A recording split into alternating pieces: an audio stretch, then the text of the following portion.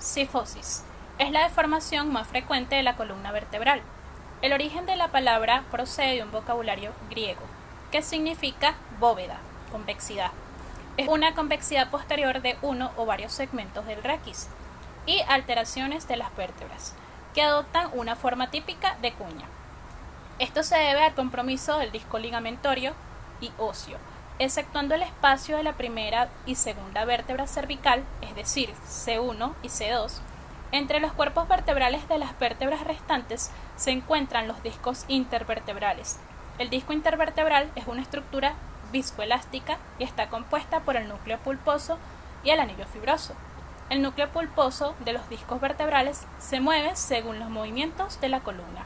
Por eso es importante saber esto, ya que en la cifosis el núcleo se desplaza hacia atrás. Se produce una separación en la parte posterior de los cuerpos vertebrales y una aproximación de la parte anterior, originando una distribución desigual de la presión intradiscal. Aumenta la presión en los bordes anteriores de los cuerpos y los discos y disminuyen los bordes posteriores de los mismos. Se extienden los ligamentos, tendones y músculos situados en la convexidad.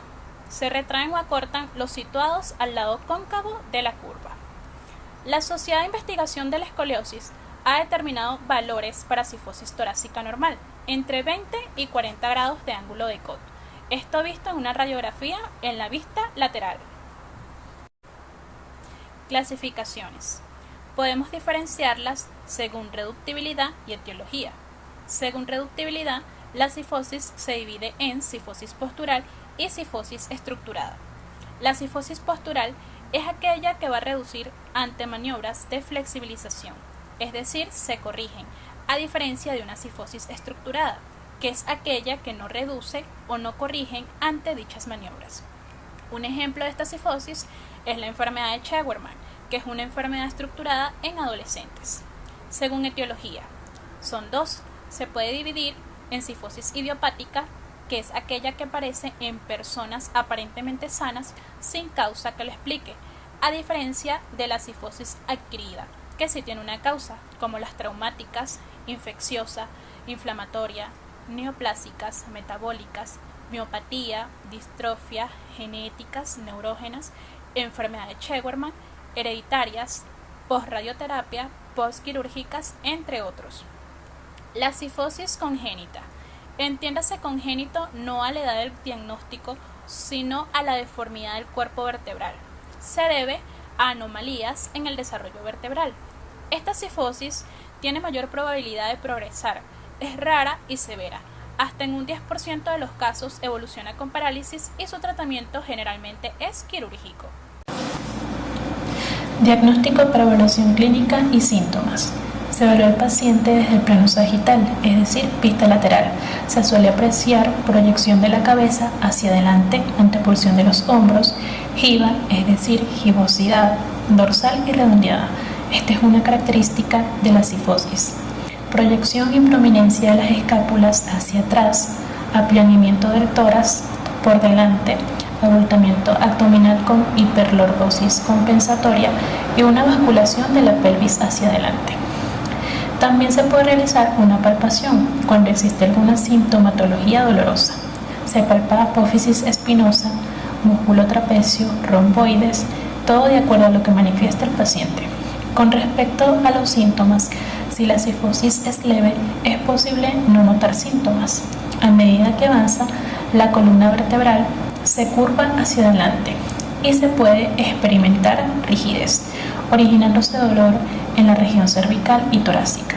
La cifosis severa puede generar una presión en las raíces nerviosas, así como compresión de órganos internos.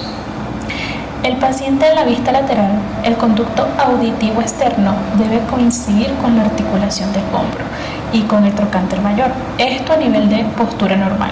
En una postura cifótica se observa que el conducto auditivo externo está muy por delante de la articulación del hombro. En el examen físico también se puede hacer la maniobra de autocorrección. Se le indica al paciente hacer una elongación, es decir, como si quisiera crecer, y si el paciente recupera las curvas fisiológicas, es una cifosis reductible. Si no lo hace, es una estructurada. Examen radiológico. Las radiografías son de la columna completa, posterior y lateral. En la radiografía lateral es donde se toma el ángulo de coto dorsal. Recordemos que el valor normal es entre 20 y 40 grados. Se hacen dos líneas, una línea irá por el borde superior de la T2 o D2 y una línea por el borde inferior por la vértebra T12. Esas dos líneas se unen y ese es el ángulo que se considera el ángulo dorsal. Un valor de más de 40 grados es considerado hipercifosis dorsal o cifosis estructuradas. Estas radiografías también permiten descartar anomalías óseas. Tratamiento. Depende de la causa y gravedad. Este puede incluir medicamentos analgésicos y ejercicios. Un tratamiento adecuado para osteoporosis puede ayudar a fortalecer los huesos y prevenir fracturas adicionales. Y en ocasiones una faja ortopédica dorsolumbar puede proporcionar alivio, aunque se recomienda no usarla de manera continua. En algunos casos puede ser necesaria la realización de una cirugía para enderezar la columna y conseguir su estabilización. Las terapias. Ciertos tipos de cifosis pueden mejorar a partir de ejercicios de fortalecimiento, la flexibilidad espinal y aliviar el dolor de espalda. Con respecto a cirugías y otros procedimientos, en pocas ocasiones la cifosis grave puede comprimir la médula espinal o las raíces nerviosas. Para corregir esto es posible que se necesite cirugía. El procedimiento más común es la función espinal, en la que el cirujano usa varillas de metal y tornillos para sujetar los huesos de la columna vertebral en posición correcta. Las fracturas por comprensión generalmente se tratan sin cirugía. Con respecto a las complicaciones de no recibir tratamiento, la cifosis puede provocar cualquiera de los siguientes problemas: disminución de la capacidad pulmonar, dolor de espalda, síntomas del sistema nervioso que incluyen parálisis o debilidad de las piernas y deformidad con encorvadura de la espalda. Gracias.